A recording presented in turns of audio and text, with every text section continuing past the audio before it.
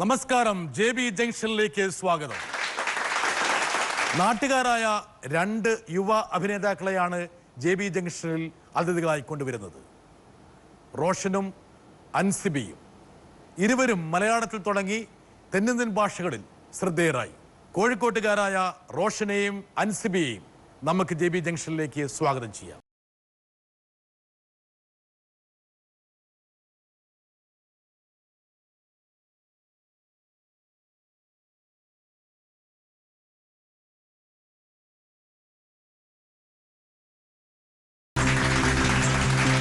റോഷൻ, അൻസിബ കോഴിക്കോട്ട് ബിരിയാണി കഴിച്ച് വളർന്ന രണ്ടുപേരാണ്.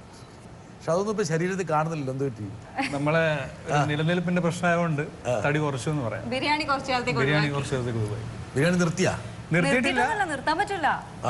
അത് ഉമ്മ നല്ല നമ്മുടെ DNA ഭാഗമാണ്. സ്വഭാവത്തിൽ അത് ലയിച്ചു ചേർന്നിരിക്കുകയാണ്. ഞാൻ നിങ്ങളെ രണ്ടുപേരെയും കൂടെ ഒരുമിച്ച് വിളിക്കാൻ കാരണമുണ്ട്.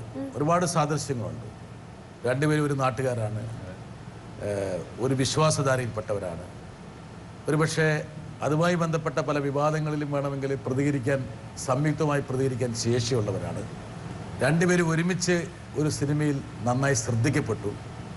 അതിൽ റോഷൻ ഒരു വില്ലൻ്റെ വേഷത്തിലായിരുന്നുവെങ്കിൽ പോലും അങ്ങനെ നിങ്ങൾ രണ്ടുപേരെയും കൂടെ കൂട്ടിച്ചേർക്കുമ്പോൾ ഒരു സിനർജി ഒരുപക്ഷെ ഈ ഷോയ്ക്കുണ്ടാകും എന്നുള്ള ധാരണയിലാണ് രണ്ടുപേരെയും കൂടി കൊണ്ടുവന്നത്. മാത്രമല്ല മലയാളത്തിൽ നിന്ന് മറ്റ് ഭാഷകളിലേക്ക് ഇങ്ങനെ ചിറക് വിരിച്ച് പറന്നുകൊണ്ടിരിക്കുകയാണ് രണ്ടുപേരും. എന്താ പറയുന്നത് റോഷൻ? ചിറക് പതുക്കെ വളർന്നുകൊണ്ടിരിക്കുകയാണ്. ഭയങ്കര സന്തോഷം. ഈ JB ജംഗ്ഷൻ്റെ ഫ്ലോറിൽ ഒത്തിരി പ്രോഗ്രാം കാണുന്നതാണ്.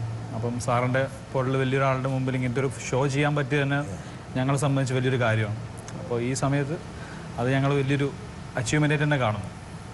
പിന്നെ അൻസിബേൻ്റെയും എൻ്റെയും കാര്യം പറയുകയാണെങ്കിൽ ഞങ്ങൾ ദൃശ്യത്തിന് ശേഷം വീണ്ടും സ്ക്രീനിന്റെ മുമ്പിൽ വരുന്നത് JB ജംഗ്ഷനിലാണ്. പിന്നെ കണ്ടിട്ടുണ്ട്, പക്ഷെ ക്യാമറയുടെ മുമ്പിൽ ആദ്യമായിട്ടാണ്. ദൃശ്യം കഴിഞ്ഞിട്ട് ഏറ്റവും കൂടുതൽ പ്രൊമോഷൻ ഷോയ്ക്ക് പോയത് നമ്മളായിരിക്കും അല്ലേ? എനിക്ക് തോന്നുന്നില്ല വേറൊരു ഇങ്ങനെ ചക്ക പോലെ ഇരുന്ന അൻസിബ ഇങ്ങനെ വല്ലാതെ ഇങ്ങനെ പെട്ടെന്ന് കൊണ്ട് സാർ ഞാൻ അത്ര ചക്ക പോലെ സ്ക്രീനിൽ കാണുമ്പോ കുറച്ചുകൂടെ തടി കൂടുതൽ തോന്നുന്നതാ. അങ്ങനെ ഞാൻ പല പടങ്ങളിൽ കാണുമ്പോൾ ഇങ്ങനെ എന്താ പറയണ്ടേ, ഉരുണ്ടിരിക്കുകയാണ്. വേണമെങ്കിൽ നടക്കാതെ വേണേ ഉരുണ്ടു പോകാൻ പറ്റുന്ന അത്ര തടിയൊന്നുമില്ല. അങ്ങനെയല്ല നിങ്ങളെ കണ്ടിരുന്നത്?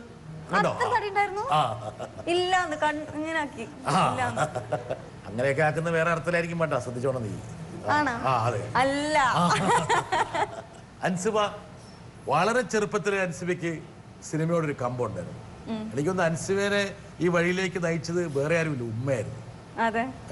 അത് മാത്രല്ല വേറെ ഈ സിനിമയിലെ പല താരങ്ങളും അൻസിബയുടെ നായകനായിട്ടുണ്ട്, അനുകരിക്കുന്നു. സുഹാസിനിയെ പോലുള്ള ആൾക്കാരൊക്കെ ഇല്ലേ? അപ്പൊ മൈക്കെടുത്ത് സുഹാസിനിയെ അനുകരിച്ച് ഒരു മിനിറ്റ് നോക്കട്ടെ. അയ്യോ അങ്ങനെ പറയരുത്. സുഹാസിനി മാമിനൊക്കെ അനുകരിക്കാൻ എനിക്ക് എങ്ങനെ കഴിയും? അൻസിബ അറിയപ്പെടുന്ന മിമിക്രി ആർട്ടിസ്റ്റ് കൂടെയാണ്. ഞാനിപ്പോഴാണ് അറിയുന്നത്. ഒന്നും പൊരിപ്പിക്കണ്ടേ? ഇല്ല സാർ, അത് ഞാൻ എല്ലാ മൂവീസും കാണുമ്പോ ഞാൻ തിയേറ്ററിൽ ഇരുന്നിട്ട് തന്നെ അറിയാതെ ചെയ്തു പോകുന്നത് അവര് ചെയ്യുന്ന റിയാക്ഷൻ ഒക്കെ ഞാനും ഇരുന്ന് ചെയ്യും. അപ്പൊ എന്റെ അനിയത്തിയും അനിയനൊക്കെ ഇപ്പുറത്തിരിക്കുന്നുണ്ടാവും. അപ്പൊ അവരെന്നെ ഇങ്ങനെ നോക്കും. ഇത് മനസ്സിലാവുമ്പോ ഞാൻ അറിയാത്ത പോലെ ഇങ്ങനെ ഇരിക്കും. ഇപ്പോഴും എനിക്ക് ഉണ്ടാവാറുണ്ട്, പക്ഷെ ഞാനത് വളരെ വളരെ കുറച്ചു. അപ്പൊ നമുക്കൊന്ന് പ്രോത്സാഹിപ്പിക്കാം എല്ലാരും കൂടി. ഓക്കെ, അമ്മ எனக்கு உங்களை ரொம்ப பிடிச்சிருக்கும் அம்மா. അങ്ങോട്ട് നോക്കണേ, ഇങ്ങോട്ട് നോക്ക്. எனக்கு மட்டும் தான். എന്ന് പറഞ്ഞ മൂവിയിലെ സുഹാസിനി മാം ചെയ്ത ക്യാരക്ടർ എനിക്ക് ഭയങ്കര ഇഷ്ടമാണ്. അതിൽ സാർ കണ്ടിട്ടുണ്ടാവും ചിലപ്പോൾ ഈ മുടി ഇങ്ങനെ പിന്നി കെട്ടിട്ട് ഇങ്ങനെ കമ്പി വെച്ചിട്ട് ഇങ്ങനെ വളച്ചു വെച്ചൊരു ക്യാരക്ടർ നല്ല രസമായിട്ട് ചെയ്തിട്ടുണ്ട്. ഒരാളെ ഇപ്പൊ കൊണ്ടുവരണം, വരട്ടെ ഒരാള്. അനുവിനെ പറ്റി പറയുകയാണെങ്കിൽ ഒരുപാട് സംഭവങ്ങളുണ്ട്. അതിൽ ഒന്ന് ഞാനിപ്പം പറയാം. മോൾ 8ാം ക്ലാസ് പഠിക്കുന്ന സമയത്ത് ഞാൻ എൻ്റെ ഒരു ഫ്രണ്ടിൻ്റെ അനിയത്തിൻ്റെ കല്യാണത്തിന് ഞാനും മോളും കൂടി പോയിട്ടുണ്ടായിരുന്നു. അന്ന് മോള് ചോളിയൊക്കെ ഇട്ട് വലിയ കുട്ടിയായിട്ടായിരുന്നു പോയത്. അവിടെ എത്തിയപ്പോൾ ഒരു പ്രപ്പോസൽ വന്ന്, സൂര്യനെ പോലത്തെ ഒരു ചെക്കൻ, നിങ്ങളെ മോളെ മോന് കെട്ടിച്ചു കൊടുക്കുമെന്ന് ചോദിച്ചിട്ട് പിന്നെ ഒരാൾ വന്ന്. അപ്പോൾ ഞാൻ പറഞ്ഞില്ല, മോള് വളരെ ചെറിയ കുട്ടിയാണ്, 8ാം ക്ലാസ് പഠിക്കുകയാണ്, മോള് പഠിപ്പ് കഴിഞ്ഞതിന് ശേഷമേ കല്യാണമൊക്കെ ഉള്ളൂ എന്ന് പറഞ്ഞു. അത് കഴിഞ്ഞ ശേഷം ഞാൻ തിരിഞ്ഞു നോക്കിയപ്പോൾ ഓരെ കണ്ടില്ല. ഇപ്പുറത്ത് നോക്കിയപ്പോൾ അനുമോളുടെ ഇരുന്ന് കരയാണ്. അന്നിൻ്റെ മോളോട് ചോദിക്കാൻ പറ്റാത്തൊരു കാര്യം ഞാനിപ്പോൾ ഇവിടെ ചോദിക്കുകയാണ്, മോൾ എന്തിനാന്ന് കരഞ്ഞത്? അത് മോള് പറയോ ഇപ്പോൾ? എന്തെല്ലാം രഹസ്യങ്ങളാണ് ഉമ്മ പുറത്തേക്ക് വിടുന്നത്. സത്യം പറഞ്ഞ എനിക്ക് ഒരു സന്തോഷമുള്ളത്, ഉമ്മക്ക് ക്യാമറ ഫേസ് ചെയ്യാൻ ഭയങ്കര നാണാണ്. ഇത് എങ്ങനെ എടുത്തു എന്നാണ് എനിക്ക് അത്ഭുതം. ഈ മോളുടെ ഉമ്മയല്ലേ, അതുകൊണ്ടായിരിക്കും തിരിച്ചു പറഞ്ഞതായിരിക്കും. അത് ഞാൻ 8th സ്റ്റാൻഡേർഡ് പഠിക്കുമ്പോൾ ഞാൻ അപ്പോഴാണ് കേൾക്കണത് ഈ വെഡിങ് ചോളി എന്നൊക്കെ. അപ്പം ഞാൻ വിചാരിച്ചത് വലിയ എന്തോ സംഭവമാണെന്ന്. അപ്പം ഞാൻ ഉമ്മൻ്റെ അടുത്ത് പറഞ്ഞു, ഉമ്മ അടുത്ത വീട്ടിലെ ഇത്താൻ്റെ കല്യാണമാണ്. അപ്പം ഞാൻ പറഞ്ഞു, ഇത്താൻ്റെ കല്യാണത്തിന് എനിക്ക് എന്തായാലും വെഡിങ് ചോളി വേണം. അങ്ങനെ വെഡിങ് ചോളി വാങ്ങി തന്നു. ഇതൊക്കെ ഇട്ട് ഞാൻ വലിയ കട്ടപ്പുറത്തൊക്കെ കയറി നിന്നപ്പോൾ വലിയ പെണ്ണാന്ന് എല്ലാവരും വിചാരിച്ച്. അപ്പോൾ ഞാൻ കല്യാണത്തിന് ഞങ്ങൾ തേടി പോവാന്ന് പറയും, ചെക്കൻ്റെ വീട്ടിലേക്ക് പോകണേന്. അപ്പോൾ കല്യാണം കഴിഞ്ഞിട്ട് ചെക്കൻ്റെ വീട്ടിലേക്ക് പോയപ്പോൾ രാവിലെ മുതലേ ഒരു പയ്യൻ എന്നെ ഇങ്ങനെ നോക്കിക്കൊണ്ടിരിക്കുന്നുണ്ട്, ഫ്രണ്ട്സ് നോക്കുന്നുണ്ട്. അപ്പം എനിക്ക് മനസ്സിലായിട്ടില്ല എന്തിനാ നോക്കണമെന്ന്. അപ്പോൾ ഈ കല്യാണ പെൺകുട്ടീൻ്റെ ചേച്ചിയുണ്ട്, എൻ്റെ മമ്മീൻ്റെ ഫ്രണ്ടാണ്. അപ്പോൾ ഇപ്പം എൻ്റെ അടുത്ത് പറഞ്ഞു, ആ പയ്യൻ നിന്നെ തന്നെ നോക്കണുണ്ടല്ലോ എന്ന്. അപ്പം ഞാൻ നോക്കിയപ്പോൾ കാണാൻ സൂര്യനെ പോലെ തന്നെ ഉണ്ട് അയാളെ കാണാൻ. അപ്പോൾ ഞങ്ങൾ തിരിച്ച് വീട്ടിലേക്ക് വരാൻ വേണ്ടിയിട്ട് നിൽക്കുന്ന സമയത്ത് ഈ പയ്യൻ്റെ ഉമ്മ ഉപ്പ ഫ്രണ്ട്സ് എല്ലാവരും ഞങ്ങളടുത്ത് വന്നു. എന്നിട്ട് ഉമ്മാൻ്റെ അടുത്ത് ചോദിച്ചു, നിങ്ങളെ മോളെ കല്യാണം കഴിച്ചു തരുമോ, എൻ്റെ മോനക്ക് ഭയങ്കര ഇഷ്ടമായി എന്ന് പറഞ്ഞു. അപ്പൊ ഞാനത് കേട്ടപ്പോ എന്റെ മനസ്സിൽ പെട്ടെന്ന് 2 ലഡു പൊട്ടി. അയ്യോ കല്യാണം, അപ്പൊ കല്യാണം കഴിക്കാനുള്ള പ്രായമായി എനിക്ക് എന്ന് ഞാൻ തെറ്റിദ്ധരിച്ചു. അപ്പൊ ഉമ്മ പറഞ്ഞു, ഇല്ല അവള് ചെറിയ കുട്ടിയാണ്, ഇതൊക്കെ ഇട്ടിട്ട് വലിയ പെണ്ണായിട്ട് തോന്നുന്നു. അപ്പൊ 2 ചെറിയ കുട്ടിയാണ് എന്നൊക്കെ പറഞ്ഞിട്ട് അത് കേട്ട ഉടനെ ഈ പയ്യൻ എന്നെ ഒന്നുകൂടെ നോക്കി. പിന്നെ തിരിഞ്ഞു നോക്കാണ്ട് പോയി. പിന്നെ വഴി കണ്ടിട്ടില്ല, പിന്നെ അവനെ കണ്ടിട്ടില്ല. എനിക്ക് തോന്നുന്നു ഈ ഷോയിൽ വെച്ച് ഒരു പക്ഷേ അവൻ വീണ്ടും അപ്രോച്ച് ചെയ്തേക്കാം വേണമെങ്കിൽ. അല്ല, അപ്പൊ ഞാനത് കരഞ്ഞതെന്താ വെച്ചാൽ ഞാൻ ഉമ്മന്റെ അടുത്ത് പറഞ്ഞു, ഉമ്മ പക്ഷെ ആ ചെക്കനെ കാണാൻ സൂര്യനെ പോലെ ഉണ്ടായിരുന്നു കരഞ്ഞത്. റോഷൻ നമ്മളെ പോലെ ആൾക്കാരെ ഒന്നും എൻസിബിക്ക് പിടിക്കില്ല. അതായത് സൂര്യ, രൺബീർ കപൂർ അങ്ങനെയൊക്കെയുള്ള പല പല വേറെ തരത്തിലുള്ള ആൾക്കാർ, സൂപ്പർ സ്റ്റാറുകളെ മാത്രം. രൺബീർ കപൂർ അത് ഞാൻ അതിലേക്ക് വരാം. രൺബീർ കപൂർ ഒക്കെ വരാറുണ്ട്. രണ്ടുപേരും ഒരു പക്ഷേ അത്ര യാഥാസ്ഥികമല്ലെങ്കിലും പോലും മോഡറേറ്റ്ലി യാഥാസ്ഥികമായിട്ടുള്ള ഫാമിലി ബാക്ക്ഗ്രൗണ്ടാണ് നിങ്ങൾക്കുള്ളത്. നിങ്ങളുടെ ബാപ്പമാരും ഉമ്മമാരൊക്കെ നിങ്ങളെ നന്നായി പ്രോത്സാഹിപ്പിക്കുന്നുണ്ടെങ്കിൽ പോലും സ്വാഭാവികമായിട്ടും ആ കോഴിക്കോടിൻ്റെ ആ പ്രത്യേകത, ആ വിശ്വാസധാരയുടെ പ്രത്യേകത, അല്പ യാഥാസ്ഥികത ഇപ്പോൾ നമ്മുടെ എല്ലാ കുടുംബങ്ങളിലും ഉണ്ട്. ഇതൊക്കെ ആണെങ്കിൽ പോലും അതിനെ മുറിച്ച് കടന്ന് സിനിമയിലേക്ക് വരാൻ കാണിച്ച ഒരു തൻ്റെ ഇടം നിങ്ങൾ കാണിച്ച തൻ്റെ ഇടമാണോ, അതെയോ നിങ്ങളുടെ മാതാപിതാക്കൾ കാണിച്ച തൻ്റെ ഇടമാണോ? എന്താ റോഷൻ? എൻ്റെ ഒരു കാര്യം പറയുകയാണെങ്കിൽ എനിക്ക് സിനിമ എന്ന് പറയുന്ന ഒട്ടും താല്പര്യമില്ലാത്തൊരു ഫീൽഡായിരുന്നു. കാരണം എൻ്റെ ഒരു കാഴ്ചപ്പാടെന്ന് പറഞ്ഞാൽ +2 കഴിഞ്ഞതിന് ശേഷം മെഡിസിനോ അല്ലെങ്കിൽ അതുപോയിട്ട് എന്തെങ്കിലും ഒരു കോഴ്സ് റിലേറ്റ് ചെയ്തിട്ട് മുന്നോട്ട് പോകണം, എഡ്യൂക്കേറ്റഡ് ആയിട്ട് മുന്നോട്ട് പോകണം എന്നുള്ളൊരു താല്പര്യമായിരുന്നു. പക്ഷേ പപ്പ ഈ ഫീൽഡിലുള്ള ഒരാളാണ്. അപ്പം 10-12 വർഷമായിട്ട് ഈ ഫീൽഡിലുണ്ട്. അപ്പോൾ പപ്പയ്ക്ക് എപ്പോഴും താല്പര്യം ഉണ്ടായിരുന്നു എന്നെ സ്ക്രീനിൻ്റെ മുമ്പിൽ കൊണ്ടുവരണം, അല്ലെങ്കിൽ ക്യാമറയുടെ മുമ്പിൽ കൊണ്ടുവരണം. എപ്പോഴും താല്പര്യം, എപ്പോഴും ഇങ്ങനെ തമാശയിലൊക്കെ പറയായിരുന്നു. ആ രീതിയിലൊക്കെ എടുത്ത്. പക്ഷേ സാറ് പറഞ്ഞ പോലെ കാലിക്കറ്റിലെ ഈ ആൾക്കാരെന്ന് പറഞ്ഞാൽ മുസ്ലിം ഫാമിലി എന്ന് പറഞ്ഞാൽ ഭയങ്കര ഓർത്തഡോക്സാണ്. അപ്പോൾ നോർമലി സിനിമ സംബന്ധമായിട്ടുള്ള കാര്യങ്ങൾ അവിടെ ചർച്ച ചെയ്യുമ്പോൾ തന്നെ അതിൽ കയറി ഇടപെട്ട് ആ ടോപ്പിക്ക് ബ്രേക്ക് ചെയ്യുന്ന ആൾക്കാരാണ്. അപ്പം അങ്ങനത്തെ ഒരു ഫാമിലിയിൽ നിന്ന് ഒരാൾ സിനിമയിലേക്ക് വരാമെന്ന് പറയുന്നത് ചെറിയൊരു കാര്യമല്ല. നമ്മളെ അപേക്ഷിച്ച് അതൊരു ചലഞ്ച് തന്നെയായിരുന്നു. പിന്നെ എനിക്കും പേഴ്സണലി താല്പര്യം ഉണ്ടായിരുന്നില്ല. ആ സമയത്താണ് പപ്പയുടെ കോൺടാക്റ്റിൽ എനിക്കൊരു അഡ്വർടൈസ്മെൻറ്റ് വരുന്നത്. നമ്മുടെ LCC കമ്പ്യൂട്ടർ എഡ്യൂക്കേഷൻ, ഞാനും അമലാപ്പോളും കൂടെയായിരുന്നു ചെയ്തത്. അമലാപ്പോളിൻ്റെ ഫസ്റ്റ് അഡ്വർടൈസ്മെൻ്റ് ആയിരുന്നു. അപ്പം ഫ്രണ്ട്സൊക്കെ പറഞ്ഞു, ഞാൻ 12th കഴിഞ്ഞ സമയമായിരുന്നു. അപ്പോൾ ഫ്രണ്ട്സൊക്കെ പറഞ്ഞു, ഒരു അഡ്വർടൈസ്മെൻ്റ് ആയിരുന്നു, നിനക്ക് അഭിനയിച്ചുവിടാൻ. ഞാൻ നമുക്ക് പറ്റിയ ഫീൽഡൊന്നും അല്ല, അപ്പോൾ എനിക്ക് താല്പര്യമില്ലെന്ന് ഞാൻ പ്രത്യേകിച്ച് അവരുടെ അടുത്ത് എടുത്ത് പറഞ്ഞിട്ടുണ്ടായിരുന്നു. പക്ഷേ എന്തോ ആരുടെയൊക്കെ നിർബന്ധം കൊണ്ട് ഞാൻ അതിൽ അഭിനയിച്ചു. അതിനുശേഷം സിനിമയിലേക്ക് ഓപ്പർച്യൂണിറ്റി വരുന്നു. കാണുമ്പോൾ തോന്നുന്നുണ്ട് ഒരു ഗുണ്ടുമണി പോലെ ഉണ്ടല്ലേ. അതിനുശേഷം എനിക്ക് പറഞ്ഞ സിനിമ ഒരു പാഷനായിട്ട് മാറുമായിരുന്നു. എത്ര ക്ലാസ്സിലായിരുന്നു? അത് 12th കഴിഞ്ഞ സമയത്ത്. ഇതാരെങ്കിലും കണ്ടോ? അത് ഒരു ഡയറക്ടർ കണ്ടു. +2 എന്ന് പറയുന്ന സിനിമ എൻ്റെ ഫസ്റ്റ് സിനിമയായിരുന്നു. അതിൻ്റെ ഡയറക്ടർ എനിക്ക് തോന്നുന്നൊരു ഓഡിഷൻ വെച്ചിരുന്നു. എസ്പെഷ്യലി പൂച്ചക്കണ്ണുള്ള ആൾക്കാർക്ക് വേണ്ടി ഒരു ഓഡിഷൻ വെച്ചിരുന്നു. അതൊരു സ്പെഷ്യാലിറ്റി ആയിരുന്നു. പൂച്ചക്കണ്ണത് എവിടെ നിന്ന് കിട്ടി? ധാരണ ഏത് പാരമ്പര്യമാണ് അത്? ഫാമിലിയുള്ള ഒരാൾ. ഉമ്മ വഴിയാണോ? അല്ല, ഉപ്പ വഴിയാണോ? ഉപ്പ വഴിയാണ്. അങ്ങനെ ഒന്നാണ്. അപ്പം അങ്ങനെ ആയിരിക്കണം ഒരു പക്ഷേ സിനിമയിൽ വരുന്നത്. അത് കണ്ടിട്ടാണ് എഡിറ്ററെ കോൺടാക്ട് ചെയ്തു, ഈ +2 ഡയറക്ടർ നമ്മുടെ അഡ്വർടൈസ്മെൻറ്റിൻ്റെ. ഉപ്പയുടെ ഒരു പാഷനാണ് റോഷനെ സിനിമയിലേക്ക് കൊണ്ടുവന്നത്. തീർച്ചയായിട്ടും. നമുക്ക് വേണമെങ്കിൽ ഉപ്പേനെ ഒന്ന് കാണിച്ചോളെ. എന്നെ അത്ഭുതപ്പെടുത്തിയ ഒരു കാര്യമാണ് ഞാൻ ഇപ്പോൾ പറയാൻ പോകുന്നത്. എനിക്ക് 22 വയസ്സുള്ളപ്പോൾ ഞാൻ ലാലേട്ടൻ്റെ കൂടെ ഫോട്ടോ എടുത്തിരുന്നു. കല്യാണം കഴിഞ്ഞു, കുട്ടിയുണ്ടായി. ആ കുട്ടിയാണ് അവിടെ ഇരിക്കുന്ന റോഷൻ. അവന് 22 വയസ്സുള്ളപ്പോൾ ദൃശ്യം എന്ന പടത്തിൽ ലാലേട്ടൻ്റെ കൂടെ അഭിനയിച്ചു. എന്നെ അത്ഭുതപ്പെടുത്തുന്നത് ലാലേട്ടൻ്റെ കൂടെ അന്ന് ഞാൻ ഫോട്ടോ എടുക്കുമ്പോൾ ഒരിക്കലും ഞാൻ സ്വപ്നം പോലും കാണാത്തതാണ് ഇന്ന് ദൃശ്യം എന്ന പടത്തിൽ 22 വയസ്സുള്ള റോഷൻ അഭിനയിക്കുകയുണ്ടായി. തികച്ചും യാദൃശ്യമായ എന്നെ അത്ഭുതപ്പെടുത്തിയ ഈ സംഭവമായിരുന്നു. റോഷ, നിനക്കെന്ത് തോന്നുന്നു? അപ്പൊ ഒരു നല്ല നല്ലൊരു ആക്ടറാണല്ലോ. ആക്ടറാണ്, പിന്നെ നല്ല സിനിമാ നടന്റെ ലുക്ക് ഉണ്ടല്ലേ. സിനിമ നടനാണല്ലോ. ആണ് ഇനിയിപ്പോ അതുപോലെയാണ് പറഞ്ഞിട്ട് ഇടി കിട്ടുമോ? അത് വല്ലാത്തൊരു ചോദ്യമാണ്. കാരണം എന്നെ സംബന്ധിച്ച് അതൊരു നിമിത്തമായിട്ട് തന്നെ കാണുന്നു. പ്രത്യേകിച്ച് ഒന്നും പ്ലാൻഡ് ആയിരുന്നില്ലല്ലോ. അപ്പൊ അങ്ങനെ പ്ലാൻ ചെയ്യാത്ത കാര്യങ്ങൾ ലൈഫിൽ. നോക്ക്, 22 വർഷം മുമ്പ് റോഷന്റെ ഉപ്പ ലാലേട്ടന്റെ കൂടെ എടുത്ത പടമാണ്. എനിക്ക് തോന്നുന്നു രാജാവിന്റെ മകൻ എന്ന സിനിമ ലൊക്കേഷനാണ്. നോക്ക്, അതാ വരുന്നു. 22 വർഷത്തിന് ശേഷം റോഷൻ ലാലേട്ടന്റെ കൂടെ നിൽക്കുന്നു. നോക്ക് അൻസിബ, ഏത് ലെവലിലേക്കാണ് നമ്മൾ റോഷനെ മാറ്റി? അതിൽ വേറൊരു വ്യത്യാസം കൂടെ ഉണ്ട് സർ. എന്താണ് ഏത് വ്യത്യാസം നീ കണ്ടുപിടിച്ചത്? 22 വർഷങ്ങൾക്ക് ശേഷം ലാലേട്ടൻ ഇങ്ങനെ ഹോൾഡ് ചെയ്തിരിക്കുന്നു. 22 വർഷങ്ങൾക്ക് മുമ്പ് ലാലേട്ടനെ ഇങ്ങനെ ഹോൾഡ് ചെയ്തിരിക്കുന്നു. ഓ കലക്കി. മാത്രമല്ല 22 വർഷം മുമ്പ് ലാലേട്ടൻ ഷർട്ട് ഊരിയിട്ട് അതേ രീതിയിലാണ് റോഷനകത്ത് ഇട്ടിരിക്കുന്നത്. കണ്ടോ? അല്ല, ഞാൻ പറഞ്ഞതൊരു വലിയ വ്യത്യാസമല്ലേ സാർ. എന്തായാലും ആ മൂവിയിൽ അഭിനയിക്കുമ്പോ റോഷന്റെ അടുത്തുള്ള ലാലേട്ടന്റെ കൂടെ അഭിനയിക്കുന്ന ആർട്ടിസ്റ്റാണ്. ഒരു സ്നേഹം എന്നുള്ളത് വേറെ ലെവലായിരിക്കും. അപ്പൊ ഒരു ആരാധകൻ എന്നുള്ള നിലയിലും രണ്ടായിട്ടല്ലേ കാണാം. അപ്പൊ അത് റോഷനെ സംബന്ധിച്ച്, റോഷന്റെ വാപ്പനെ സംബന്ധിച്ച് അതാണ് റോഷന്റെ വാപ്പന്റെ ഏറ്റവും വലിയ സന്തോഷം. വാപ്പയ്ക്ക് കിട്ടാതിരുന്ന ഒരു സൗഭാഗ്യം മോന് കിട്ടിയതിലുള്ള സന്തോഷമാണ് ഒരുപക്ഷെ റോഷന്റെ ഉപ്പ ബഷീറിൽ നിന്ന് ഉണ്ടായത്. തീർച്ചയായും. ഏതൊരു പിതാവിനും അഭിമാനിക്കാൻ കഴിയുന്ന ഏറ്റവും പ്രധാനപ്പെട്ട ഒരു ശ്രദ്ധേയമായിട്ടുള്ള ഏടാണത്.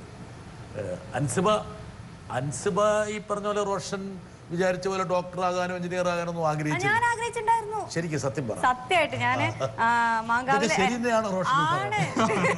അതായത് ഞാൻ ചെറുപ്പം മുതലേ സിനിമ നല്ലോണം കാണുമായിരുന്നു. അപ്പൊ ഉമ്മയ്ക്ക് ഭയങ്കര ആഗ്രഹമായിരുന്നു ഞാനൊരു ആക്ട്രസ് ആവണമെന്ന്. പക്ഷെ എനിക്ക് ചിലപ്പോ ഉള്ളിന്റെ ഉള്ളിൽ ആഗ്രഹം ഉണ്ടായിരുന്നെന്ന് എനിക്കറിയില്ല. എനിക്ക് പേഴ്സണലി എനിക്ക് താല്പര്യമില്ലായിരുന്നു. അതിന്റെ പ്രധാന കാരണം എനിക്ക് ഭയങ്കര അപകർഷതാബോധമായിരുന്നു. ഞാനൊന്നും ഭംഗിയില്ല, എന്നൊക്കെ ആര് സിനിമയിലെടുക്കാനാ, അങ്ങനെയായിരുന്നു ഞാൻ വിചാരിച്ചത്. അപ്പോൾ ഞാൻ എന്നിട്ട് +2 കഴിഞ്ഞപ്പോൾ ഞാൻ സയൻസ് ഗ്രൂപ്പായിരുന്നു. ഞാൻ തന്നെ ഒറ്റയ്ക്ക് പോയി എൻട്രൻസ് കോച്ചിങ് സെന്ററിൽ പോയി ചേർന്ന് അവിടെ പഠിക്കാൻ തുടങ്ങി. ഒരു 2 മാസം അടി ഇടി. എപ്പോൾ നോക്കിയാലും chemistry sir, physics sir, biology സാറൊക്കെ എൻ്റെ അടുത്ത് ആദ്യം ചോദിക്കും. അതെനിക്ക് ഭയങ്കര പ്രശ്നമായിരുന്നു. കരച്ചിലും അടിയും ഒക്കെ ആയിരുന്നു. അങ്ങനെ ഞാൻ എൻട്രൻസ് നിർത്തി. അതിൻ്റെ മുന്നേ ഞാൻ റിയാലിറ്റി ഷോ ഒക്കെ ചെയ്തിട്ടുണ്ടായിരുന്നു. അപ്പോൾ റിയാലിറ്റി ഷോയിലെ ഫോട്ടോ കണ്ടിട്ടാണ് ശരിക്കും മൂവിയിലേക്കൊക്കെ അവസരം വന്നത്. ഈ അപകർഷതാബോധമൊക്കെ ഉണ്ടെങ്കിൽ പിന്നെ എങ്ങനെ റിയാലിറ്റി ഷോയിൽ ബന്ധപ്പെട്ടു? എനിക്ക് തോന്നി ഞാൻ എന്നെ കാണാൻ കൊള്ളൂല, ഞാൻ അങ്ങനെ അഭിനയിക്കാനാ. പിന്നെ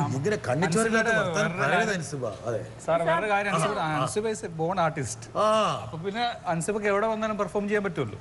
അല്ല അങ്ങനെയല്ല. അപ്പൊ എനിക്ക് ഞാൻ റിയാലിറ്റി ഷോക്ക് എന്റെ ബ്രദറാ ശരിക്കും ഫോട്ടോ അയച്ചു കൊടുത്തത്.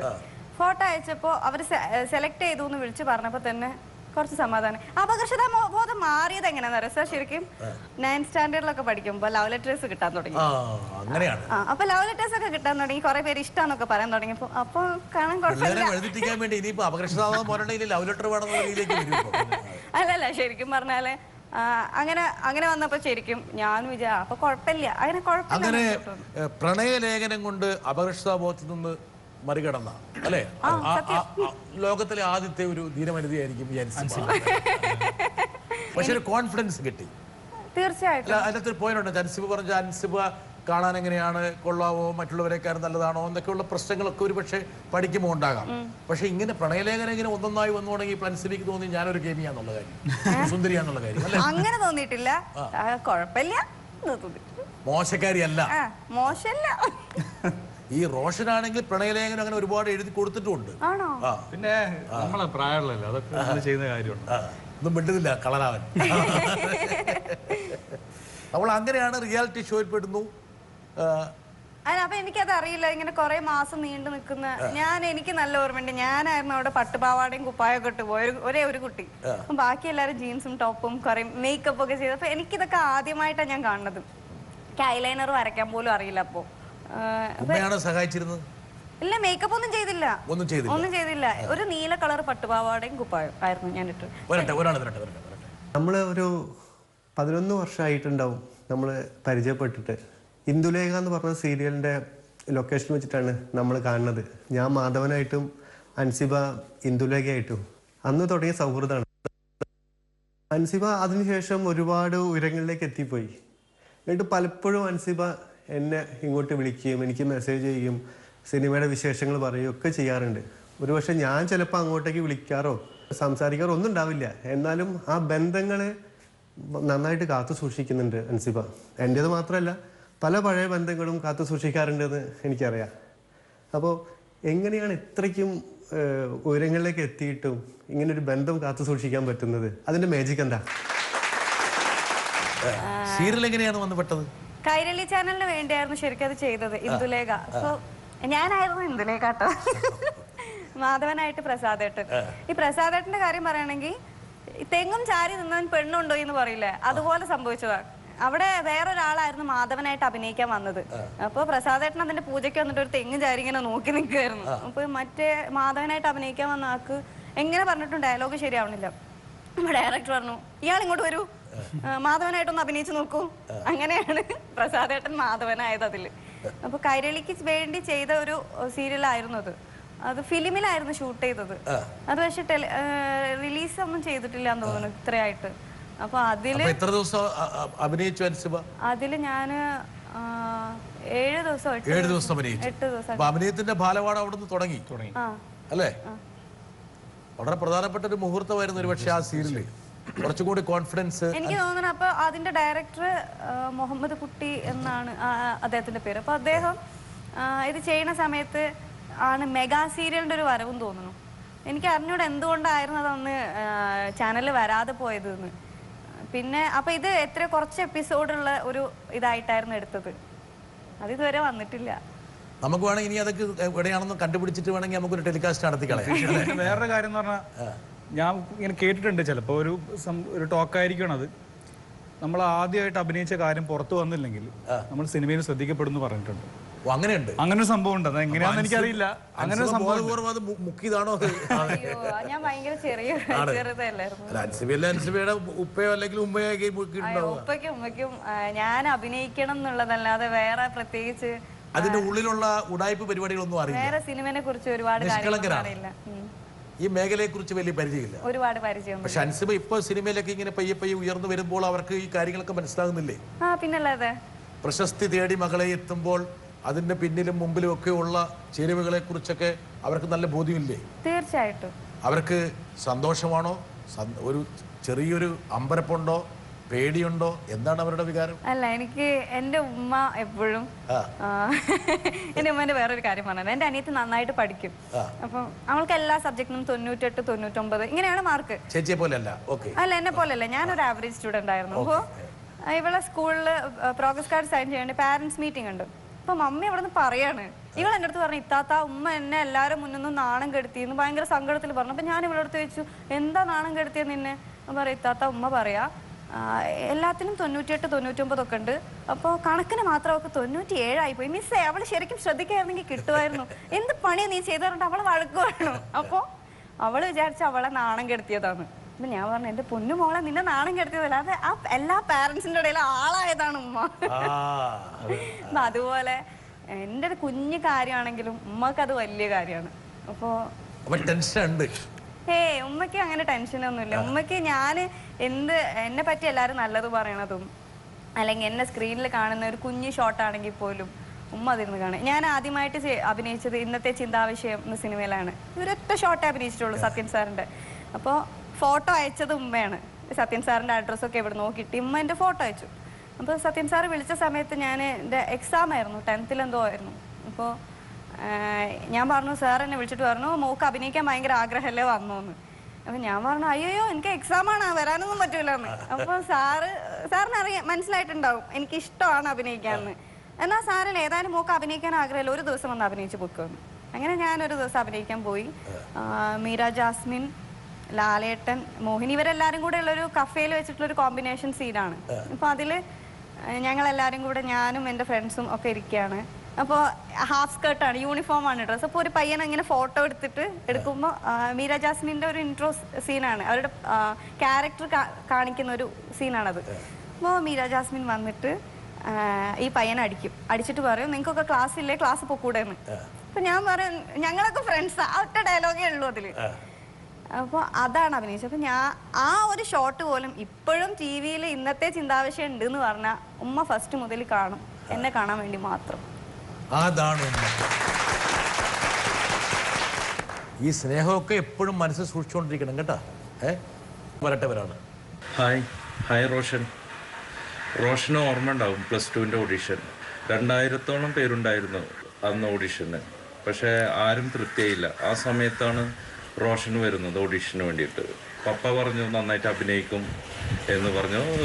ഞാനൊരു സീൻ തന്നു, അത് നന്നായിട്ട് അഭിനയിച്ച് കാണിച്ചു. പക്ഷെ അത് കഴിഞ്ഞിട്ട് എന്നെ തിരിച്ച് വിളിച്ചുകൊണ്ടിട്ട് പറഞ്ഞു, എനിക്ക് അഭിനയിക്കാൻ അറിയില്ല, ആരോടും പറയരുത്, പപ്പാടെ നിർബന്ധം കൊണ്ടാണ് അഭിനയിക്കണമെന്ന്. ഇപ്പോൾ മോഹൻലാലിൻ്റെ കൂടെയും വിജയിൻ്റെ കൂടെയും കമലഹാസൻ്റെ കൂടെയും അഭിനയിച്ചു. എന്തുകൊണ്ടാണ് അന്ന് അഭിനയിക്കാൻ അറിയില്ല എന്ന് പറഞ്ഞത്? അതിനൊരു ഉത്തരം കാട്ടും റോഷനെ സിനിമയിലേക്ക് കൈപിടിച്ച ഇദ്ദേഹമാണ്. അതെ, ഷെബി, ഡയറക്ടർ ഷെബി. അത് ചോദ്യത്തിൽ തന്നെ ഉണ്ട് ഉത്തരവും. കാരണം ഞാൻ ഓൾറെഡി പറഞ്ഞു, ആ പരസ്യചിത്രം വന്നപ്പം തന്നെ എനിക്ക് പേടിയായിരുന്നു ക്യാമറയുടെ മുമ്പിൽ എങ്ങനെ നിൽക്കും. അല്ലെങ്കിൽ ഞാൻ ഒരു റിസർവ്ഡ് ക്യാരക്ടറായിരുന്നു ആ സമയത്തൊക്കെ. ഇൻട്രോവേർട്ട് ആയിരുന്നു. കൂടുതലും എന്താ പറയുക, ഈ സഭാകമ്പം എന്നൊക്കെ പറഞ്ഞില്ലേ, സ്റ്റേജ് ഫ്രൈറ്റ് ഒക്കെ ഉള്ള ആളായിരുന്നു. അപ്പം എനിക്ക് ഇതുപോലത്തെ ചെറിയ ചെറിയ പ്രോഗ്രാം ഉണ്ടെങ്കിലും എനിക്ക് അതിൽ പാർട്ടിസിപ്പേറ്റ് ചെയ്യാൻ പേടിയാണ്. ഉള്ളിലൊരു പേടി ഉണ്ടാവും. വൺസ് നമ്മൾ ആ വെന്യൂവിൽ എത്തിക്കഴിഞ്ഞാൽ പിന്നെ ഓക്കെ, പിന്നെ നിവൃത്തിയില്ലാത്തോണ്ട് ചെയ്യും. അപ്പം ഞാനത് ഷെബീരുടെ അടുത്ത് തുറന്ന് പറഞ്ഞു. എന്താണെന്ന് വെച്ചാൽ, നിങ്ങൾ എല്ലാവരുടെയും ഒരു പുതിയ സംരംഭമാണ്, എന്നെ പോലത്തെ ഒരാൾ ചെയ്ത് കഴിഞ്ഞിട്ട് അതെന്തിനാ കുളവാക്കുന്നത്, ഞാൻ തുറന്ന് പറഞ്ഞു. അപ്പം പപ്പ ഇത് അറിയുന്നില്ല, ഞാൻ പേഴ്സണലായിട്ട് പറയായിരുന്നു. അപ്പോൾ ഒരു പറഞ്ഞ കാര്യം എന്ന് പറയുന്നത്, ഞങ്ങൾ തന്ന ഒരു ചെറിയൊരു സ്ക്രീൻ നിങ്ങൾ നന്നായിട്ട് ചെയ്തിട്ടുണ്ട്, അപ്പോൾ ആ ഒരു ബേസിൽ തന്നെയാണ് ഞങ്ങൾ കാസ്റ്റ് ചെയ്യാന്ന് വിചാരിച്ചത്, നിങ്ങൾക്ക് തീരുമാനിക്കാമെന്ന് പറഞ്ഞു. പിന്നെ അത് സമ്മതിച്ചു. പിന്നെ എന്നെ കൊണ്ട് ഒരുപാട് വെള്ളം കുടിച്ച ഒരാളും കൂടിയാണ്. നോക്കട്ടെ, വെള്ളം കുടിച്ച് എങ്ങനെയാണെന്ന് നോക്കട്ടെ. നല്ല എക്സ്പ്രഷൻ ആയിരുന്നു റോഷൻ. എക്സ്പ്രഷൻ ഒക്കെ നല്ലായിരുന്നു. ഷഫിനെ തെറി വിളിക്കായിരുന്നു. ഭാഗ്യം. എത്ര ടേക്ക് എടുത്തു റോഷൻ? ഒരു 12 to 13 ടേക്കിലാണ് തീർത്തത്. പക്ഷെ ഇന്നതൊക്കെ വരുവാണെങ്കിൽ പുഷ്പം പോലെ ചെയ്യില്ല റോഷൻ. അങ്ങനെ പറയാനായില്ല, ഒന്ന് നോക്കാം. എനിക്ക് വന്നു പോയത് അവിടെ ആ കുട്ടി വന്ന് കെട്ടിപ്പിടിച്ച് ചെയ്യുമ്പോഴല്ല. പക്ഷെ റോഷൻ ഇങ്ങനെയാ, ദൈവമേ. അതല്ല ഏറ്റവും വലിയ അതിലൊരു സീൻ സംഭവിച്ചെന്ന് വെച്ച് കഴിഞ്ഞാൽ, ഡയറക്ടർ ഓപ്പോസിറ്റ് ഇരുന്നിട്ട് മോണിറ്റർ ചെയ്തുകൊണ്ടിരിക്കുകയാണ്. അപ്പം ഫസ്റ്റ് എനിക്ക് കാര്യങ്ങൾ നെറേറ്റ് തന്നു. അപ്പോൾ റോഷൻ ഷഫ്നെ കാണുന്നു, സോങ്ങിലേക്കുള്ള ഒരു എൻട്രി വരുന്നത്. റോഷൻ വരണം, വളരെ റൊമാൻറ്റിക് ആയിട്ട് വരണം എന്ന് പറഞ്ഞു. അപ്പം ഞാൻ പുള്ളിയൊരു കാര്യം പറഞ്ഞിട്ടുണ്ടായിരുന്നു, ഇങ്ങനെയൊന്നും ആയിരുന്നില്ല നിങ്ങൾ തുടങ്ങുമ്പോൾ പറഞ്ഞത്. ഞാൻ പറഞ്ഞിട്ടുണ്ട്, എന്നെ കൊണ്ട് ആവുന്നതിന്റെ പരിധി, ഒരു ലിമിറ്റ് ഉണ്ട്, ഒരു ഫ്രെയിം ഉണ്ട്, അതിനപ്പുറം എനിക്ക് എങ്ങനെ ചെയ്യേണ്ടതെന്ന് അറിയില്ല. അപ്പൊ പുള്ളിക്കാരൻ എനിക്ക് നെറേറ്റ് ചെയ്ത് കാണിച്ചു തന്നു. അപ്പൊ അവിടുന്ന് ക്യാമറമാൻ പറയുന്നുണ്ട്, റോഷനെക്കാളും നന്നായിട്ട് ഡയറക്ടർ ചെയ്തിട്ടുണ്ടെന്ന് പുള്ളിക്ക് അങ്ങ് ചെയ്തുകൂടെ എന്ന് ചോദിച്ചു. അപ്പൊ അവിടെ പിന്നെ നെർവസ് ആയി തുടങ്ങി. കാരണം പിന്നെ നമുക്കൊരു ചലഞ്ചായി തുടങ്ങിയത്. അപ്പൊ ഓൾറെഡി 10-11 ടേക്കൊക്കെ ആയി. അപ്പം ഡയറക്ടർ അന്നത്തെ പ്രോബ്ലം എന്ന് പറയുന്നത്, ഡിജിറ്റൽ ആയിരുന്നില്ല, നമ്മുടെ ഇതായിരുന്നു, നമ്മുടെ എന്താ പറയാ, ഫിലിം ആയിരുന്നു. ഫിലിം എന്ന് പറയുമ്പോൾ അതിനൊരു പരിധിയുണ്ട്. കാരണം പ്രൊഡ്യൂസർ അവിടെ നിന്ന് വെള്ളം കുടിച്ചുകൊണ്ടിരിക്കുകയാണ്. നമ്മുടെ തോന്നക്കൽ പഞ്ചായത്തിന്റെ ഒരു സീക്വൻസ് ആയിരുന്നു. അപ്പം അതൊക്കെ കണ്ടിട്ടായിരിക്കണം പിന്നീട് ഞാൻ എഫേർട്ട് എടുത്ത് എന്നെ കൊണ്ട് ചെയ്യിപ്പിച്ച് ഇഷ്ടം. അതൊരു എക്സ്പീരിയൻസ്, ഒരു മെമ്മറി തന്നെയായിരുന്നു. കാരണം സിനിമയിലേക്കുള്ള എൻട്രി എന്ന് പറയുന്നത് അത്ര എളുപ്പമില്ലാന്ന് എന്നെ മനസ്സിലാക്കി തന്ന ഒരു സിനിമ തന്നെയായിരുന്നു. നെർവസ് ആയി കഴിഞ്ഞാൽ കാര്യം പോക്കാണ്. നെർവസ് ആയി കഴിഞ്ഞാൽ നമുക്ക് സ്ക്രീനിന് മുമ്പിൽ ഒന്നും വരില്ല. ഇപ്പം എനിക്ക് സ്ക്രീൻ ക്യാമറ ഫേസ് ചെയ്യാൻ അത്ര പേടിയൊന്നുമില്ല. കാരണം നമുക്ക് വലിയ വലിയ എന്താ പറയുക ആക്ടേഴ്സിനോട് അഭിനയിച്ചു, സ്ക്രീൻ സ്പേസ് ഷെയർ ചെയ്തു. അപ്പോൾ ഓട്ടോമാറ്റിക്കലി ഇപ്പം ഞാനും അൻസിബേൻ്റെ ഒരു സീൻ തന്നെ, ഇപ്പം ദൃശ്യത്തിലൊരു സീൻ, ആ കൊല്ലുന്ന സീൻ, എന്റെ തല മണ്ടയിൽ അടിച്ചിട്ട് കൊല്ലുന്നൊരു സീനുണ്ട്. ആ സീൻ എന്ന് പറയുന്നത് അൻസിബയുടെ സപ്പോർട്ടിൽ എനിക്കത് ചെയ്യാൻ പറ്റില്ല. ആ ഒരു സ്പെഷ്യാലിറ്റി എല്ലാവരും കണ്ടായിരിക്കും ആ സീൻ. അപ്പൊ അതിൽ തന്നെ അൻസിബ് ചെയ്യുന്ന പറഞ്ഞാൽ എൻ്റെ തലയിൽ ഒരു വടി വെച്ചിട്ട് അടിക്കുന്നുണ്ട്, ഐ മീൻ ഒരു അയൺ റോഡ് വെച്ചിട്ട് അടിക്കുന്നുണ്ട്. ആ സീൻ എന്ന് പറയുന്നത് ഞാൻ നെർവസ് ആയി കഴിഞ്ഞാൽ അൻസിബയുടെ കയ്യിൽ നിന്ന് പോകും. കാരണം ഓട്ടോമാറ്റിക്കലി നമ്മൾ ഒരാളെ വടിവെച്ച് ഹിറ്റ് ചെയ്യണമെങ്കിൽ ഈവൻ അതൊരു ഡമ്മി ആണെങ്കിൽ കൂടെ നമുക്ക് ചെറിയൊരു കോൺഷ്യസ് ആവും. നമ്മൾ തലയിലല്ലേ വന്ന് ഇടിക്കുന്നത്, അപ്പൊ ഒരു കോൺഷ്യസ് ആവും നമ്മൾ. അപ്പൊ അത് എന്റെ കണ്ണിൽ ഇങ്ങനെ ചലനങ്ങൾ ഇങ്ങനെ മൂവ് ചെയ്യുമ്പോൾ ജിത്തു സാറ് പറഞ്ഞു, റോഷൻ ബാക്കിൽ പുറകിൽ ഒരാൾ നിൽക്കുന്ന കാര്യം മറന്നുകളാം, അടി കൊണ്ടുമ്പോൾ മാത്രം എക്സ്പ്രഷൻ ഇട്ടാൽ മതി, അതിന് മുമ്പ് എക്സ്പ്രഷൻ ഇടണമെന്ന് പറയും. വടി ഇവിടെ എത്തുമ്പോഴേക്കും ഞാൻ എക്സ്പ്രഷൻ ഇടും. അപ്പൊ വീണ്ടും റീടേക്ക് പറയും. അപ്പൊ എനിക്ക് തോന്നുന്നു അതൊരു ഫണ്ണി ആയിട്ടുള്ള ഒരു മൊമെന്റ് ആണ്. അത് അൻസിബയോട് ചോദിക്കുന്നതായിരിക്കും കുറച്ചുകൂടെ നല്ലതെന്ന് തോന്നുന്നു. അൻസിബയോട് ചോദിക്കുന്നതിന് മുമ്പ് ഞാൻ കാണിച്ചിരുന്നു. അൻസിബ ശരിക്കും കൊടുത്തോ? സത്യം പറഞ്ഞു. ഇല്ല, എനിക്ക് പേടിയുണ്ടായിരുന്നു. കാരണം ഇവിടെ കുറച്ച് ഫോഴ്സ് ഉണ്ടെങ്കിൽ പെട്ടെന്ന് പൊട്ടാൻ ചാൻസ് ഉള്ള ഒരു ഏരിയ ആണല്ലോ. അപ്പം എനിക്ക് ഉള്ളിൽ പേടിയുണ്ടായിരുന്നു, അയ്യോ ഞാനിങ്ങനെ ചെയ്യുമ്പോൾ എങ്ങാനും വേദനിക്കോ പൊട്ടൽ വരുമോ, അങ്ങനെ പേടിയുണ്ടായിരുന്നു. ഇപ്പൊ ഇത് ഡമ്മി ആണെങ്കിലും അത് അത്യാവശ്യം വെയിറ്റ് ആണെങ്കിലും 3-4 ടൈംസ് അടിച്ചു. അതിലെ മൂന്നടി നല്ല അടിയായിരുന്നു. ഒന്ന് ചെവിയിൽ കൊണ്ടു, ഒന്ന് കഴുത്തിൽ കൊണ്ടു, മൂന്നാമത്തെ അടിയാന്ന് തോന്നുന്നു എനിക്ക് കറക്റ്റ് തലയിൽ കൊണ്ടത്. അത് കറക്റ്റായിട്ട് കിട്ടുകയും ചെയ്തു. അതാണ് ഇപ്പം കണ്ടത് നമ്മൾ. എനിക്ക് ആകെയുള്ള ടെൻഷൻ ഇതായിരുന്നു, ഈ ഒരു ഏരിയ ആയതുകൊണ്ട് അത് കെയർ ചെയ്തിട്ട് അടിക്കണം. കാരണം എന്തെങ്കിലും പറ്റിപ്പോയാലും ഞാൻ പിന്നെ പോയി അരിയുണ്ട കഴിക്കണമല്ലോ. വേറെ കൂടെ കാണിച്ചു. പക്ഷെ ഒരു നെഗറ്റീവ് ടച്ച് ഉള്ള ക്യാരക്ടേഴ്സ് ഇപ്പം ഈ സ്ക്രിപ്റ്റൊക്കെ കേട്ട് കഴിഞ്ഞ് ഇങ്ങനെയൊക്കെ, പ്രത്യേകിച്ച് മീനയെ പോലുള്ള നടികൾ, പിന്നെ ലാല്, ഇങ്ങനെയൊക്കെയുള്ള വടവൃക്ഷങ്ങളുടെ ഇടയിൽ ഇങ്ങനത്തെ ഒരു അല്പം നെഗറ്റീവ് റോൾ, ഇങ്ങനെയുള്ള ഡയലോഗുകളൊക്കെ പറയാ, ഒന്ന് വേർത്ത് പോയി അവിടെ അല്ലേ? സത്യമായിട്ടും അന്ന് ശരിക്കും വേർത്താണ്. ഇപ്പം സിനിമയാണെങ്കിൽ പോലും ഇത് പറയണല്ലോ, പറയണം. അത് സംഭവം എന്ന് വെച്ച് കഴിഞ്ഞാൽ എനിക്ക് സ്റ്റോറി ജിത്തു സാർ എന്നെ ഫസ്റ്റ് കണ്ടിട്ട് എന്നെ ഫിക്സ് ചെയ്യുന്ന സമയത്ത് എൻ്റെ അടുത്ത് പറഞ്ഞിട്ടുണ്ടായിരുന്നു, ഇത്തിരി നെഗറ്റീവ് ഷെയ്ഡുള്ളൊരു ക്യാരക്ടറാണ് റോഷൻ ചെയ്യുന്നത്, ബുദ്ധിമുട്ടൊന്നും ഇല്ലല്ലോ എന്നിട്ട് ചോദിച്ചു. ഞാൻ എന്ത് ബുദ്ധിമുട്ട്, ലാലേട്ടനാണ് ഹീറോ, പിന്നെ ജിത്തു സാറ് ഡയറക്റ്റ് ചെയ്യുന്ന വലിയൊരു ബാനറിൻ്റെ അണ്ടറിൽ നമ്മളൊരു ചെറിയ ക്യാരക്ടറാണെങ്കിൽ ചെയ്യാന്നുള്ളതാണ് നമ്മളെ പോലത്തെ ഒരാൾ ചെയ്യേണ്ടത്. അപ്പോൾ അവിടെ എത്തിയപ്പോൾ സംഭവങ്ങളൊക്കെ മാറി മറിഞ്ഞു. കാരണം എൻ്റെ കയ്യിൽ സ്ക്രിപ്റ്റ് വരുമ്പോൾ ഞാനിങ്ങനെ ഡയലോഗ് വായിച്ച് താഴോട്ട് വരുമ്പോഴേക്ക് ഡയലോഗിൻ്റെ മോഡുലേഷനും അതിൻ്റെ ആ ഒരു ജിസ്റ്റ് ഇതൊക്കെ മാറിക്കൊണ്ടിരിക്കുകയാണ്. അപ്പം ഞാൻ അസോസിയേറ്റ് അസോസിയേറ്റിനോട് ചോദിച്ചു, ഇത് ഞാൻ എങ്ങനെ പറയും? മീന ചേച്ചിനെ പോലത്തെ ഒരു ആക്ട്രസിൻ്റെ കണ്ണിൽ നോക്കിയിട്ട് ഞാൻ എങ്ങനെ പറയുന്ന പോലത്തെ ഒരാൾ എനിക്ക് പറയാൻ പറ്റുമോ എന്ന് ചോദിച്ചു. എടാ അത് സിനിമയല്ലേ, ഇതുകൊണ്ട് നമുക്ക് അടുത്ത ഓപ്പർച്യൂണിറ്റി വേണ്ടേ, നീ കൂളായിട്ട് ചെയ്യുന്നു പറഞ്ഞു. അപ്പം ഞാനിത് മുൻകൂർ ജാമ്യം എന്ന രീതിയിൽ നേരെ പോയിട്ട് മീന ചേച്ചി എടുത്ത് പറഞ്ഞു, മീന ചേച്ചി ഒന്നും വിചാരിക്കരുത്, ഒന്നും തോന്നരുത്, സിനിമയാണെന്നൊക്കെ എനിക്കറിയാം, പക്ഷേ എന്നാലും എനിക്ക് ഉള്ളിനുള്ളൊരു ടെൻഷനുണ്ട്, അതെങ്ങനെ പറയുന്നു. പക്ഷെ എനിക്ക് തോന്നുന്നു അത് അത്ര ടേക്കൊന്നും പോകേണ്ട ആവശ്യമില്ല. കാരണം മീന ചേച്ചി ഭയങ്കര സപ്പോർട്ടീവായിരുന്നു. എൻ്റെ തോന്നുന്നു മോനെ നന്നായിട്ട് ചെയ്താൽ മതി, കണ്ണിൽ തന്നെ നോക്കി സംസാരിച്ചാൽ മതി, അത് കിട്ടുമെന്ന് പറഞ്ഞു. പിന്നെ ജിത്തു സാറും അതേപോലെ ഭയങ്കര സപ്പോർട്ടീവായിരുന്നു. പിന്നെ അൻസിബ ഭയങ്കര പുറകിലിരുന്ന് ഭയങ്കര അഭിനയമായിരുന്നു, ആക്ടിങ് ആയിരുന്നു. അപ്പം അതൊക്കെ കണ്ടപ്പോൾ ഒന്ന് ലൈവായി. പിന്നെ എനിക്ക് തോന്നുന്നു അത് അങ്ങനെ വന്നതാണ്. എന്നാലും എനിക്ക് ഉള്ളിൻ്റെ ഉള്ളിൽ വിഷമം ഉണ്ടായിരുന്നു, അങ്ങനെ പറയാൻ പാടില്ലായിരുന്നു. കാരണം സിനിമ ഇറങ്ങിയതിന് ശേഷം ഒത്തിരി അമ്മമാരെൻ്റെ അടുത്ത് പറഞ്ഞിട്ടുണ്ട്, മോനെ സിനിമയൊക്കെ നന്നായിട്ടുണ്ട്, മോന്റെ ക്യാരക്ടർ നന്നായിട്ടുണ്ട്, പക്ഷെ ഇത്ര പാടില്ലായിരുന്നു മോനെ. അങ്ങനെ ഒരു ഡയലോഗ് അവിടെ വന്നില്ലായിരുന്നെങ്കിൽ എനിക്ക് തലയടിച്ച് പൊട്ടിച്ച് കൊല്ലാൻ പറ്റൂലായിരുന്നു. അതിന്റെ ഒരു തീഷ്ണത വൈകിട്ടില്ലായിരുന്നു അല്ലേ? ഒരുപക്ഷെ വീണ്ടും ഹേർട്ടായതിന്റെ ഒരു അതെ, പ്രത്യേകിച്ച് പ്രേക്ഷകർക്കും അത് തന്നെയാണ് എനിക്ക് തോന്നുന്നത്. ഞാൻ ദൃശ്യം കണ്ടിട്ട്, ഞാൻ മൾട്ടിപ്ലക്സിൽ പോയിട്ടല്ല ദൃശ്യം ആദ്യം കണ്ടത്, ഞാൻ കോഴിക്കോട് രാധാ തിയേറ്ററിൽ പോയിട്ടാണ് കണ്ടത്. എനിക്കെപ്പോഴും സാധാരണ തിയേറ്ററിലുള്ള സാധാരണക്കാരുടെ അവരുടെ റിയാക്ഷൻ ഉണ്ടല്ലോ, അത് കാണുമ്പോഴാണ് നമുക്കറിയാം എന്താണ് അവർ എക്സ്പെക്ട് ചെയ്യണതെന്ന്. അപ്പോൾ ഞാൻ ഈ റോഷന്റെ തലയ്ക്ക് അടിക്കുന്ന ഷോട്ട് മുതൽ പടം തീരുന്നത് വരെ, ഡയറക്ടർ പേര് കാണിക്കുന്നത് വരെ ക്ലാപ്സ് ആയിരുന്നു പടത്തിന്. അപ്പോൾ ഞാനിത് അടിക്കുന്ന സമയത്ത് ഒരു അമ്മച്ചി കൊല്ലടി അവനെ കൊല്ലു പോളെ എന്നൊക്കെ പറഞ്ഞിട്ട് എണീറ്റ് നിന്നിട്ട് ഇങ്ങനെ ആവേശഭരിതയായിട്ട് ഇങ്ങനെയൊക്കെ അടിക്കണു, ഭയങ്കര എക്സ്പ്രഷനൊക്കെ. അപ്പോ ഇത് എനിക്കൊരിക്കലും മൾട്ടിപ്ലക്സിൽ പോയിരുന്ന എനിക്ക് ഇത് കാണാൻ പറ്റില്ല. അതിന് വേണ്ടിയിട്ടാണ് ഞാൻ ആദ്യം ഫസ്റ്റ് ഷോ കാണാൻ വേണ്ടി പോയത്, രാധാ തിയേറ്ററിൽ പോയത്. നാടൻ തിയേറ്ററിലൊക്കെ ആണെങ്കിൽ അവർ എഴുന്നേറ്റ് അടിക്കുന്നുണ്ടാവും, ഉറപ്പാണ്. എനിക്ക് അങ്ങനെ കുറെ ബിറ്ററായിട്ടുള്ള എക്സ്പീരിയൻസ് ഉണ്ടായിട്ടുണ്ട്. എനിക്ക് തോന്നുന്നു ദൃശ്യം സിനിമ ഇറങ്ങിയപ്പം പ്രൊഡക്ഷൻ സൈഡ് ഞങ്ങൾക്ക് ഒത്തിരി തിയേറ്റേഴ്സ് അറേഞ്ച് ചെയ്തിട്ടുണ്ട്. എനിക്ക് തോന്നുന്നു എല്ലാ ജില്ലയിലും ഞങ്ങൾ കുറച്ചുകൂടെ വർദ്ധിപ്പിക്കും. അല്ല, ആൾക്കാർ വിചാരിച്ചത് സിനിമയിൽ ലെൻസ് വെച്ചാണ്ടായിരുന്നു. അപ്പൊ വീണ്ടും എന്നെ ലൈവായിട്ട് ഓഡിയൻസിന്റെ ഇടയിൽ പോയി ഞാൻ സിനിമ കണ്ടപ്പോൾ അവർ പറഞ്ഞു, ആ കണ്ണ് തന്നെയാണ് ഈ കണ്ണും, ആ പയ്യനാണ് ഈ പയ്യനും, അങ്ങനെ കുറച്ച് ഇതുണ്ടായിരുന്നു. പിന്നെ അമ്മമാരൊക്കെ വല്ലാത്ത രീതിയിലൊക്കെ എന്നെ നോക്കി തുടങ്ങി.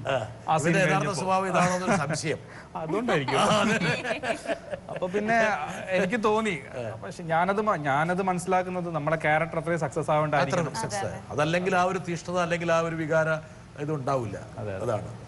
അൻസിബ സിനിമയിൽ പ്രശസ്തിയായി ദൃശ്യമൊക്കെ ഇറങ്ങി കഴിയുമ്പോൾ ആൾക്കാരൊക്കെ അൻസിബയെ കുറിച്ച് ചർച്ച ചെയ്തു തുടങ്ങി. ഒരു പാവം പെൺകുട്ടി, എങ്ങനെയല്ലേ സിനിമ കൊണ്ട് ഒരു സ്വഭാവം മാറ്റിയെടുക്കുന്നത്. ഒരു പാവം പെൺകുട്ടിയായിട്ട് അൻസിബ ആൾക്കാരുടെ മനസ്സിൽ നിറയുന്നു. ഒരു കലാകാരി അതിന്റെ പൂർണ്ണതയിലേക്ക് ചുവടുത്തി വെക്കുന്നു. നന്നായി പാടുകയൊക്കെ ചെയ്യും അല്ലേ? ഏത് പാട്ട് പാടണം? ഏതും പാട്ട് പാടിക്കുക. பூவை எடுத்து ஒரு மாலை கோர்த்து வச்சனே என் சின்ன ராசா உன் தோளுக்காகத்தான் இந்த மாலை ஏங்குது கல்யாணம் கச்சேரி எப்போது பூவை எடுத்து ஒரு மாலை கோர்த்து வச்சனே என் சின்ன ராசா. അൻസിബ മലബാറിൽ നിന്നുള്ള ഒരു മുസ്ലിം കുടുംബത്തിൽ നിന്ന് വരുന്ന ഒരു കുട്ടിയാണെന്നാണ് ഞാൻ മനസ്സിലാക്കിയിട്ടുള്ളത്. സാധാരണ ഓർത്തഡോക്സ് മുസ്ലിം ഫാമിലിയിൽ നിന്ന് പെൺകുട്ടികൾ സിനിമയിൽ അഭിനയിക്കാൻ പോകുന്നതിനോട് പലപ്പോഴും അവർക്ക് താല്പര്യം കണ്ടിട്ടില്ല എന്നാണ് ഞാൻ മനസ്സിലാക്കുന്നത്. അൻസിബ സിനിമയിലേക്ക് വന്നതുകൊണ്ട് കുടുംബത്തിൽ നിന്നോ സമൂഹത്തിൽ നിന്നോ എന്തെങ്കിലും രീതിയിലുള്ള ബുദ്ധിമുട്ടുകളോ അല്ലെങ്കിൽ വ്യത്യസ്ത രീതിയിലുള്ള അഭിപ്രായങ്ങളോ എന്തെങ്കിലും നേരിടേണ്ടി വന്നിട്ടുണ്ടോ? അതായത് നമ്മുടെ പ്രേക്ഷക വിഭാഗങ്ങളിൽ നിലനിൽക്കുന്ന ഒരു പ്രധാനപ്പെട്ട ചോദ്യങ്ങളിലൊന്നാണ്. ഈ ചോദ്യം അഡ്രസ്സ് ചെയ്ത് പോകുന്നത് അൻസിബയ്ക്ക് നല്ലതാണ്. കാരണം വെച്ചാൽ ഭാവിയിൽ ഇങ്ങനെയുള്ള ചോദ്യങ്ങൾ ഒഴിവാക്കാൻ വേണ്ടിയും നമ്മുടെ നിലപാട് ലോകത്തോട്, സമൂഹത്തോട്, പ്രേക്ഷകരോട് പ്രഖ്യാപിക്കാനും ഇത് വളരെ അനിവാര്യം. നിങ്ങൾ രണ്ടും ഇസ്ലാം മതവിശ്വാസികളാണ്. ഇസ്ലാം മതവിശ്വാസികളിൽ പല പല വിശ്വാസക്കാരുണ്ട്. കാരണം വെച്ചാൽ സിനിമ തന്നെ ഹറാമെന്ന് പറയുന്നവരുണ്ട്, സിനിമയിൽ അഭിനയിക്കുന്ന ഹറാമെന്ന് പറയുന്നുണ്ട്, സിനിമ കാണാൻ പാടില്ലെന്ന് പറയുന്നുണ്ട്, എന്നിട്ട് TV കാണുന്ന ഹറാമെന്ന് പറയുന്നുണ്ട്, മൈക്ക് ഉപയോഗിക്കുന്ന ഹറാമെന്ന് പറയുന്നുണ്ട്. അങ്ങനെ പല തരക്കാരുണ്ട്. എന്താ അൻസിബയുടെ ഒരു വിശ്വാസം? സിനിമയും ഇസ്ലാമും തമ്മിൽ എന്തെങ്കിലും വൈരുദ്ധ്യമുണ്ടോ, പൊരുത്തക്കേടുണ്ടോ? ഇസ്ലാം എന്ന് പറഞ്ഞാൽ ശരിക്കും സ്നേഹം, സാഹോദര്യം, അതാണ് ഇസ്ലാം ശരിക്കും പറയുന്നത്. സിനിമ ഒരു കലയാണ്. സിനിമ ഒരു കലയാണ്, തീർച്ചയായും. അൻസിബ എന്ന് പറഞ്ഞാൽ ഒരു സാധാരണ പെൺകുട്ടിയാണ്. ഒരുപാട് സ്വപ്നങ്ങളും മോഹങ്ങളും ആഗ്രഹങ്ങളും ജീവിതത്തെക്കുറിച്ച് സങ്കല്പങ്ങളൊരു കുട്ടിയാണ്. ഇങ്ങനെയുള്ള സിനിമ എന്നുള്ള വലിയൊരു ലോകത്ത് ഒരു അവസരം കിട്ടുക എന്നത് ചെറിയ കാര്യമില്ല. ഇതൊക്കെ കിട്ടി ആ സിനിമയുടെ ആ മേഖലയിൽ വിഹരിക്കുമ്പോൾ, ഇത്തരത്തിലുള്ള പ്രചരണങ്ങൾ വരുമ്പോൾ ഒരു വിശ്വാസിയായിട്ടുള്ള അൻസിബ എങ്ങനെയാണ് സിനിമയെയും വിശ്വാസത്തെയും കാണുന്നത്? സിനിമ തീർച്ചയായും ഞാൻ ഒരുപാട് ആഗ്രഹിച്ച് വന്നതാണ്. ഞാൻ ഒരുപാട് ഇഷ്ടപ്പെടുന്നൊരു എൻ്റെ പ്രൊഫഷനാണ് സിനിമ.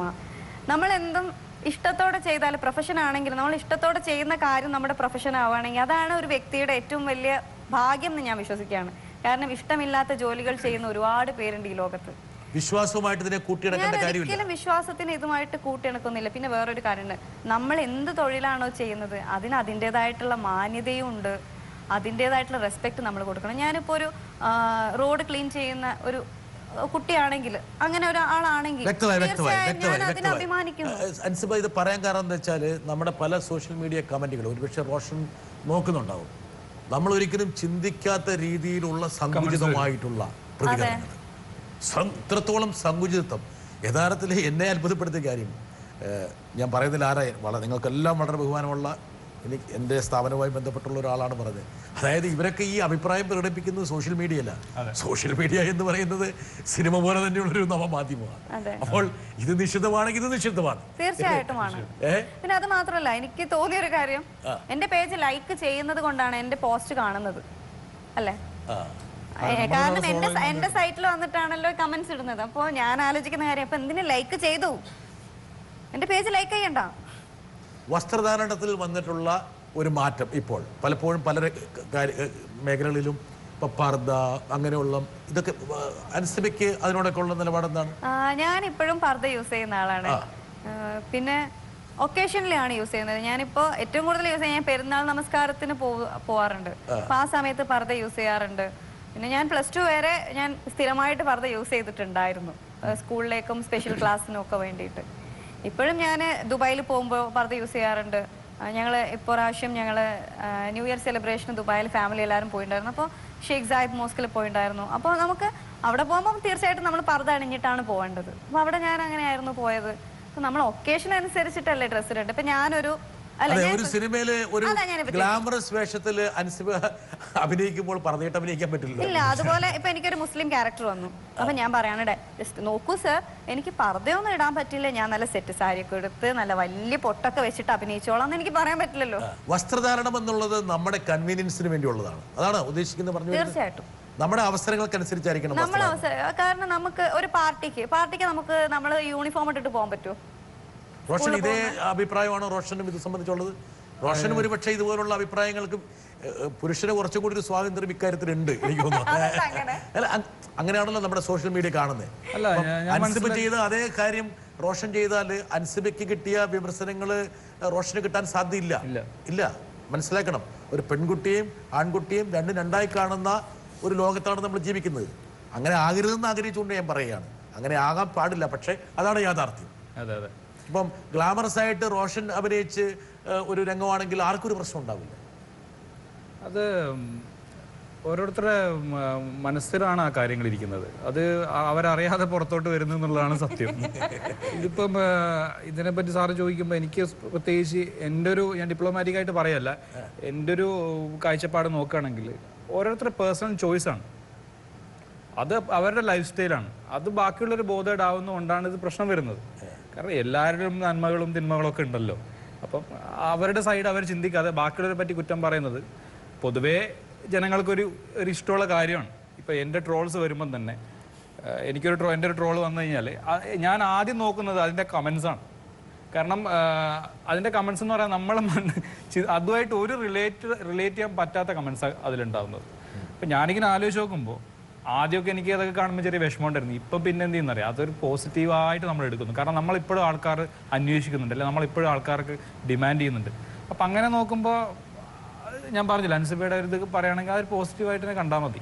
അതിൽ ഡിപ്രസ്ഡ് ആവാനോ അല്ലെങ്കിൽ അതിൽ പ്രതികരിക്കാൻ പോയാലാണ് ഏറ്റവും വലിയ പുലിവാല. ശരിക്കും പറഞ്ഞാലാണ് ഞാൻ അൻസിബ ഈ ഷോയിൽ വരണമെന്ന് ആഗ്രഹിക്കാൻ ഏറ്റവും പ്രധാനപ്പെട്ട ഒരു കാര്യമുണ്ട്. ഈ ഇത്രയും വിമർശനങ്ങൾക്ക് വിധേയമായ ഒരു കുട്ടിയാണ്. ആ കുട്ടിക്ക് ഒരുപക്ഷെ പറയാനുള്ള ഒരുപാട് കാര്യങ്ങളുണ്ട്. ആ കാര്യങ്ങളൊക്കെ ബോൾഡായിട്ട് ആ കുട്ടി പറയട്ടെ, ആൾക്കാർ കേൾക്കട്ടെ എന്നുള്ളതാണ്. ഇപ്പം ഇത്രത്തോളം വിമർശനങ്ങൾക്ക് അൻസിബ പാത്രമായിരുന്നില്ലായിരുന്നു ഒരുപക്ഷെ എൻ്റെ മനസ്സിലേക്ക് അൻസിബ വരണമെന്നുണ്ടായിരുന്നില്ല. ഞാൻ സത്യസന്ധമായിട്ട് പറയാൻ ഇപ്പോൾ ഉള്ള കാര്യം പറയാതിരിക്കുന്നതിന് കാര്യമില്ലല്ലോ. എന്നുവെച്ചാൽ അങ്ങനെയാണ് അത് വന്നത്. അപ്പം അതിനൊരുപാട് പോസിറ്റീവ് തലങ്ങളുണ്ട്. ഇത്രത്തോളം വിമർശനങ്ങളെ അതിജീവിച്ച് പൊരുതാനുള്ള ഒരു നിശ്ചയദാർഢ്യവും ധൈര്യവും ഒരുപക്ഷെ ആർജിക്കുമ്പോൾ അത് ശ്രദ്ധിക്കുന്ന ഒരുപാട് ആൾക്കാരുണ്ടെന്നുള്ള കാര്യം കുട്ടിക്ക് ഒരു കൈയടി കൊടുക്കണ്ടേ? പിന്നെ തീർച്ചയായും ഈ മസിലുള്ള റിയാസ് ഖാൻ ഇടപെടാനുള്ള എന്ത് കോളായിരുന്നു വന്നത്? ഏത് മനുഷ്യനാണ് എന്റെ അടുത്ത് ഈ ക്രൂരത ചെയ്തതെന്ന് എനിക്കറിയില്ല. ഏതോ ഒരു മനുഷ്യൻ അതങ്ങോട്ട് വൈറലാക്കി ഫോട്ടോ വെച്ച് മട്ടാഞ്ചേരി ഭാഷയിൽ സംസാരിച്ച് തിരിച്ചു കൊടുത്തു. പക്ഷെ ആദ്യകാലത്തൊക്കെ ഒരു പൂച്ചക്കണ്ണാന്ന് പിള്ളേരെ വിളിച്ച് കളിയാക്കിയിരുന്നു റോഷ. എന്നെ ഇപ്പോഴും പിള്ളേർ വിളിക്കുന്നത് പൂച്ചക്കണ്ണാന്നാണ്. എവിടെ പോയാലും പൂച്ചക്കണ്ണാന്ന് വിളിക്കും. പിന്നെ പലതും വിളിക്കാറുണ്ട്. കുറച്ചും കൂടി ബോൾഡായിട്ടുള്ള സീൻസിലൊക്കെ ഞാൻ അഭിനയിക്കും. പക്ഷെ എനിക്ക് അങ്ങനെ ഒരു അംബിഷൻ ഉണ്ട് അൻസിബയ്ക്ക്. അല്ല, ആരെ പറഞ്ഞാല് സ്വപ്നം കാണുന്നതിനും ആഗ്രഹിക്കുന്നതിനും ഒന്നും പ്രത്യേകിച്ചൊരു പരിധിയുടെയും പരിമിതിയുടെ ആവശ്യമില്ല. ഈ രാജ്യത്തെ ഏറ്റവും പ്രധാനപ്പെട്ട 2 ഗ്ലാമർ മേഖല എന്ന് പറയുന്നത് ക്രിക്കറ്റും സിനിമയാണ്. ക്രിക്കറ്റിന്റെ എന്തെങ്കിലും ടോപ്പിക് വന്നിട്ടുണ്ടെങ്കിൽ അവിടെ ഞാൻ സ്കോർ ചെയ്യും. എന്നിതയം ഇതുവരെ തുടിത്തതില്ലേ, ഇപ്പോ തുടിக்கிறதே. என் மனசு இதுவரை பறந்ததில்லை, இப்போ பறக்கிறதே.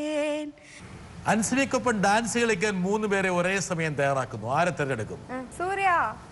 റോഷൻ പറയൂ. റോഷൻ പ്രേമിച്ചിട്ടുണ്ടോ? പറയൂ റോഷൻ. ആ പ്രണയത്തിൽ എങ്ങനെയാണ് കുരുങ്ങിയത്? പറയൂ റോഷൻ. മതി. ഇപ്പുറത്തുനിന്ന് കിളി പോയിട്ടോ സാർ.